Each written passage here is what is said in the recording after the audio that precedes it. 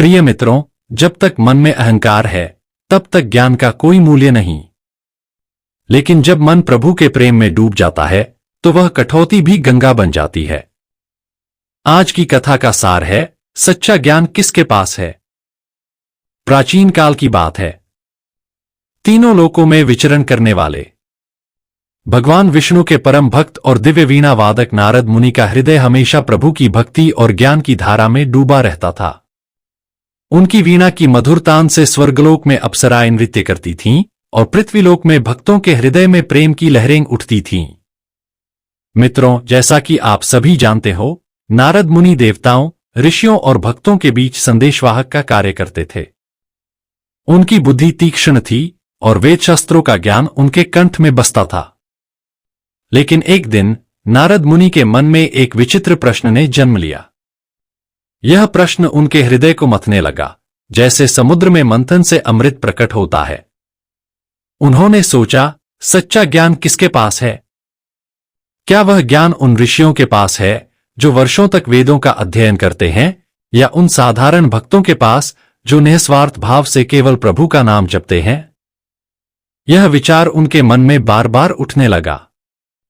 नारद मुनि स्वयं को महान ज्ञानी मानते थे। उन्होंने सोचा, मैंने वेद पुराण पढ़े, तीनों लोकों का भ्रमण किया और स्वयं भगवान विष्णु के दर्शन किए। लेकिन क्या मेरा यह ज्ञान ही सर्वोत्तम है? क्या यह संभव है कि सच्चा ज्ञान किसी साधारण भक्त के हृदय में छुपा हो, जो न तो शास्त्र जानता हो, न ही तप करता हो? यह प्रश्न उनके मन में एक तूफान की तरह उमड़ने घुमड़ने लगा। वे अपने ज्ञान पर गर्व करते थे, लेकिन इस शंका ने उनके अहंकार को चुनौती दी। अंततः इस प्रश्न का उत्तर पाने के लिए वे अपने प्रिय प्रभु भगवान विष्णु के पास पहुंचे। प्रिय मित्रों, नारद मुनि आकाश मार्ग से वैकुंठ लोक पहुंचे। वहां भगवान विष्णु माता लक्ष्मी के साथ अपने सिंहासन पर विराजमान थे। उनके मुख पर ऐसी दिव्य मुस्कान थी मानो वे नारद के मन की उलझन को पहले ही जान चुके हों। नारद ने अपनी वीणा एक ओर रखी, हाथ जोड़े और नतमस्तक होकर बोले, प्रभु, मेरे मन में एक शंका बार बार उठ रही है, कृपया इसका समाधान करें। भगवान विष्णु ने अपनी मधुर वाणी में कहा, नारद, तुम मेरे परम भक्त हो। तुम्हारे मन में कौन सी शंका उत्पन्न हुई है? निसंकोच बताओ। नारद ने गहरी सांस ली और बोले, हे प्रभु, संसार में कहा जाता है कि सच्चा ज्ञान वेदों और शास्त्रों में निहित है। मैंने भी यही माना। लेकिन कई बार ऐसा प्रतीत होता है कि सच्चा ज्ञान उस भक्त के पास होता है जो केवल आपके नाम का जप करता है और मोक्ष प्राप्त कर लेता है। मेरा मन असमंजस में है। कृपया मुझे बताएं, सच्चा ज्ञान किसके पास है? प्रिय मित्रों, भगवान विष्णु ने उनकी बात ध्यान से सुनी।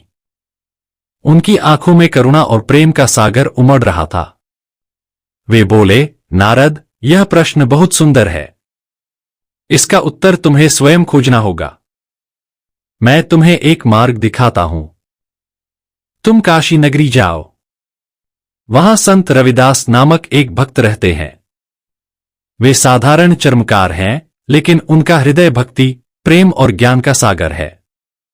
उनसे मिलो और तुम्हें अपने प्रश्न का उत्तर मिल जाएगा। नारद मुनि को भगवान का यह निर्देश सुनकर आश्चर्य हुआ। एक साधारण चर्मकार? क्या वह उनके प्रश्न का उत्तर दे पाएगा?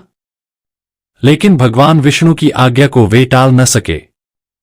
उन्होंने अपनी वीणा उठाई और काशी की ओर प्रस्थान किया। काशी नगरी में गंगा की लहरें मधुर संगीत की तरह गूंज रही थीं। मंदिरों की घंटियों की ध्वनि और भक्तों के भजनों से वातावरण पवित्र हो रहा था। नारद मुनि ने काशी की संकरी गलियों में एक छोटी सी झोपड़ी देखी। झोपड़ी के बाहर एक साधारण पुरुष बैठा था। उसका चेहरा सौम्य था और हाथों में चमड़े का काम चल रहा था। लेकिन उसके होंठों से एक मधुर स्वर निकल रहा था, हरि हरि गोविंद, गंगा मेरे मन में बसी। मित्रों, नारद मुनि ने सोचा, यह तो वही संत रविदास है। लेकिन क्या यह साधारण सा व्यक्ति मुझे ज्ञान दे सकता है? इसका जीवन तो चमड़े के काम में गुजरता है। उनके मन में एक हल्का सा अहंकार अभी भी बाकी था। तभी रविदास ने अपने काम से नजरें उठाईं और मुस्कुराकर बोले, नारद जी, आपका स्वागत है। कृपया इस झोपड़ी में पधारें और विश्राम करें। नारद चौंक गए। इन्हें कैसे पता कि मैं नारद हूं? मैंने तो अपना परिचय भी नहीं दिया। उनके मन में संत रविदास के प्रति श्रद्धा जागने लगी। रविदास ने पास रखी मटकी से गंगा जल निकाला और नारद को पेश किया। वे बोले, नारद जी, जो मन प्रभु में रमा हो उसे सब कुछ स्पष्ट दिखता है। आपका आना मुझे पहले ही आभास हो गया था। अब बताइए, आप यहां किस उद्देश्य से आए हैं? नारद ने संत रविदास की सादगी और उनकी आंखों में झलकते प्रेम को देखा। फिर भी उनके मन में शंका थी। उन्होंने पूछा, संत रविदास जी, आप एक साधारण परिवार में जन्मे हैं। आपने न तो वेद पढ़े न शास्त्रों का अध्ययन किया। फिर भी आपके चेहरे पर ऐसी शांति और हृदय में ऐसा आनंद क्यों है? सच्चा ज्ञान क्या है? संत रविदास ने हंसकर कहा, नारद जी, सच्चा ज्ञान किताबों में नहीं, हृदय में बसता है। वेदों का सार यही है कि मन चंगा तो कठौती में गंगा। यदि मन पवित्र है तो भगवान हर जगह है, यहां तक कि इस साधारण कठौती के जल में भी। मैं चमड़ा तो साफ करता हूं, लेकिन असली काम है मन को साफ करना। यदि मन में अहंकार है तो सारे शास्त्र पढ़कर भी इंसान अज्ञानी ही रहता है। प्रिय मित्रों, संत रविदास की बातें नारद के हृदय को छू गईं। उनकी वाणी में सत्य की ऐसी शक्ति थी कि नारद का मन पिघलने लगा। लेकिन फिर भी उनके मन में एक हल्का सा संदेह बाकी था। उन्होंने सोचा, क्या यह संत वास्तव में मेरे ज्ञान की परीक्षा ले सकता है? उन्होंने संत रविदास से पूछा, संत जी, आप कहते हैं कि सच्चा ज्ञान हृदय में है, लेकिन यदि कोई गरीब व्यक्ति पूजा पाठ न कर सके, दान न दे सके, तो क्या वह भगवान का प्रिय हो सकता है? संत रविदास ने गहरी मुस्कान के साथ कहा, नारद जी, भगवान को दान की नहीं, भाव की आवश्यकता है। यदि किसी गरीब की आंखों में एक सच्चा आंसू बहता है तो वह करोड़ों यज्ञों से बड़ा होता है। भगवान उस आंसू में स्वयं को देख लेते हैं। दान और यज्ञ में दिखावा हो सकता है, लेकिन प्रेम में केवल सच्चाई होती है। भगवान केवल उसी को देखते हैं। तभी एक गरीब स्त्री झोपड़ी के पास आई। उसके कपड़े मैले थे और चेहरे पर थकान थी, लेकिन उसकी आंखों में विश्वास की चमक थी। उसने अपने थैले से थोड़ा सा अनाज निकाला और रविदास के चरणों में रखकर बोली, महाराज, मेरे पास बस यही अनाज बचा है। इसे स्वीकार करें और मेरे पति को आशीर्वाद दें। संत रविदास ने उस अनाज को प्रेम से लिया और कहा, मां, तुम्हारा यह भाव भगवान तक पहुंचेगा। तुम्हारे घर में कभी अन्न की कमी नहीं होगी। नारद ने यह दृश्य देखा। उनके मन में आश्चर्य और श्रद्धा का मिश्रण हुआ। उन्होंने सोचा, क्या सचमुच भगवान भाव को देखते हैं, न कि वस्तु को?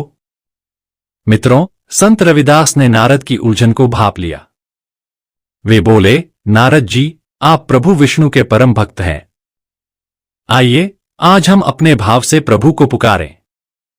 देखें, क्या वे प्रकट होते हैं? संत रविदास ने अपनी कठौती में गंगा जल लिया और भजन गाना शुरू किया। हरि नाम बिना कौन तरे, मन को पवित्र कर हरि चरण धरे। उनकी वाणी में ऐसी भक्ति थी कि वातावरण में एक अलौकिक शांति छा गई। अचानक कठौती का जल चमकने लगा। उसमें गंगा की धारासी प्रवाहित होने लगी। नारद आश्चर्य से देखते रहे। तभी एक तेजस्वी प्रकाश प्रकट हुआ और उसमें भगवान विष्णु स्वयं प्रकट हो गए। भगवान ने कहा, नारद, अब तुम्हें समझ आया? सच्चा ज्ञान वह नहीं जो सिर में रहता है। सच्चा ज्ञान वह है जो हृदय को नम्र और पवित्र बनाता है। रविदास का हृदय मेरे प्रेम से भरा है और यही वेदों का सार है। नारद की आंखों से आंसू बहने लगे। वे भगवान के चरणों में गिर पड़े और बोले, प्रभु, अब मुझे समझ आया। संत रविदास जैसे भक्त ही सच्चे ज्ञानी हैं। इनके हृदय की भक्ति ही सच्चा ज्ञान है। प्रिय मित्रों, नारद मुनि ने संत रविदास से आशीर्वाद लिया और तीनों लोकों में यह संदेश फैलाया, हे देवताओं, हे ऋषियों, हे मानवों, सच्चा ज्ञान वेदों के पन्नों में नहीं, बल्कि प्रेम और भक्ति के हृदय में बसता है। जो अपने मन को पवित्र करता है, वही सच्चा ज्ञानी है। संत रविदास ने मुस्कुराकर कहा, मन चंगा तो कठौती में गंगा। प्रभु की भक्ति में ही सभी शास्त्रों का सार है। यह कथा हमें सिखाती है कि अहंकार से भरा ज्ञान अधूरा है। सच्चा ज्ञान वही है जिसमें प्रेम, करुणा और भक्ति हो। संत रविदास जैसे भक्त हमें यह मार्ग दिखाते हैं कि भगवान तक पहुंचने का रास्ता सरल है, भक्ति, प्रेम और सेवा। प्रिय मित्रों, कमेंट में भगवान जय श्री हरि जरूर लिखना। आप सभी का धन्यवाद।